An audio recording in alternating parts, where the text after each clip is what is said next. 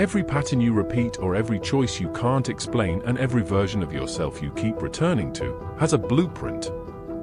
Welcome to the Echo Principle, where we map the unseen architecture of human behavior. If you think carefully, you belong here, so drop a like and make sure to subscribe to our channel. You are standing in a supermarket aisle staring at 47 different types of olive oil. Extra virgin, cold-pressed, organic, imported, flavored, blended. And somewhere around the third minute of standing there you feel it. That quiet, creeping frustration that has nothing to do with olive oil and everything to do with the fact that you just want to make a decision and move on with your life.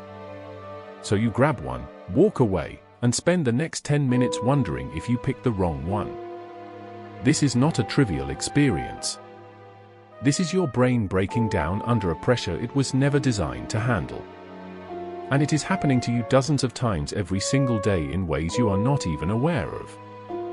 We have been sold a story about choice. The story goes like this.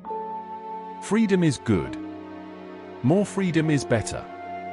And since choice is the currency of freedom, more choice must always be better. More options means more control. More control means more happiness. It is the foundational promise of the modern consumer economy, and it is completely, demonstrably wrong. In 2000, a psychologist named Barry Schwartz walked into a supermarket and counted the options. 285 varieties of cookies. 75 iced teas. 230 soups. 175 salad dressings. He went home and started thinking about what this was actually doing to people. A few years later he published a book called The Paradox of Choice, and it reframed the entire conversation about modern unhappiness in a way that nobody has really been able to argue with since. His central claim was this: after a certain point, more choice does not liberate us. It paralyzes us. It raises our expectations to a level that reality cannot meet. And it ensures that whatever we choose, we will always wonder about what we didn't. But the study that really proved this, the one that changed not just psychology but marketing and economics and how we think about decision-making entirely, happened in a small grocery store in California. And it started with jam. Sheena Iyengar, a researcher at Columbia University, set up a tasting booth. On some days the booth offered 6 varieties of jam. On other days it offered 24. And what she found flipped the conventional wisdom completely upside down. When 24 jams were on display, 60% of passing customers stopped to look. When 6 were on display, only 40% stopped. So far so predictable. More options, more attention. But here is where it gets interesting. Of the people who stopped at the 24 jam display, only 3% actually bought anything. Of the people who stopped at the 6 jam display, 30% bought something. The larger display attracted more people and sold 10 times less product. The abundance of choice didn't drive decisions. It prevented them. Iyengar called this choice overload. The point at which the cognitive cost of evaluating options exceeds the perceived benefit of making the optimal decision. And your brain, faced with that calculation, does the only rational thing available to it. It does nothing. This is decision paralysis. And it is not laziness. It is not indecisiveness as a personality flaw. It is a completely logical response to an environment that has been engineered to offer you more than your mind can reasonably process. Think about what you went through the last time you tried to pick something on Netflix.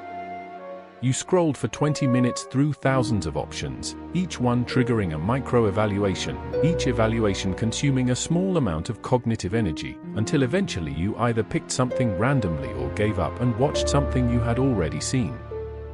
That experience has a name in the research literature. It is called the paradox of the active viewer. The more content available to you, the less likely you are to feel satisfied with whatever you watch.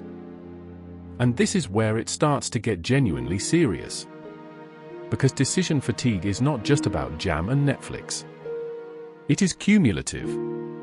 Every decision you make throughout the day, regardless of how trivial, draws from the same finite pool of cognitive resources. Judges give harsher sentences later in the day. Doctors prescribe more unnecessary medication in the afternoon than in the morning. Shoppers buy more impulsively as the day goes on. Not because these people are irresponsible, but because their decision-making apparatus has been depleted by the thousands of micro-choices that preceded the one that mattered. We are living in the most decision-dense environment in human history. What to eat, what to wear, what to watch, what to read, which app to use, which subscription to keep, which message to respond to first. The average person makes somewhere around 35,000 decisions per day. 35,000. Most of them barely register consciously, and yet each one takes something. The cognitive load of modern life is not a metaphor. It is a measurable biological reality. And the psychological toll goes deeper than fatigue. Schwartz identified something he called the paradox of maximizing. People who approach decisions with the goal of finding the absolute best option, the maximizers, consistently report lower levels of satisfaction with their choices than people who set a threshold of good enough and stop when they reach it, the Satisficers. Maximizers get objectively better outcomes by certain metrics and feel worse about them. Because more options means more opportunity cost. More paths not taken. More versions of the decision that might have been better. Social media has turned this into a crisis. Because now the options are not just varieties of jam or TV shows. They are versions of a life. Every feed is a curated gallery of paths you didn't take. Careers that seem more exciting than yours. Relationships that look more fulfilling. Bodies that look more disciplined. Cities that look more alive.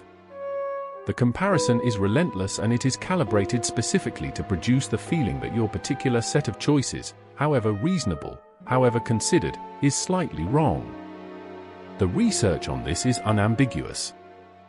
Higher social media use is consistently correlated with lower decision satisfaction, higher rates of regret, and a chronic sense that the life you are living is a diminished version of the one you could have had. Not because your life is actually worse, but because you now have an infinite reference set of alternatives against which to measure it.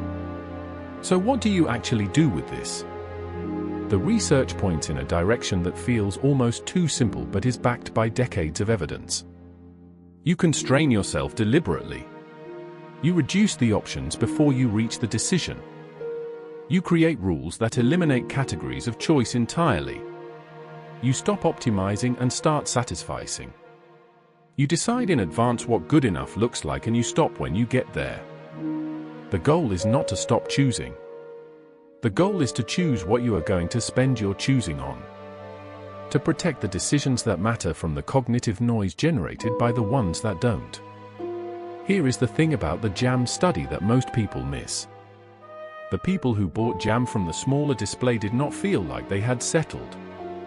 They felt satisfied. Because satisfaction is not a function of having chosen the best possible option. It is a function of having chosen without the shadow of infinite alternatives darkening the decision. It is what happens when good enough is finally allowed to be enough. This has been the Echo Principle. Subscribe if you enjoyed the video.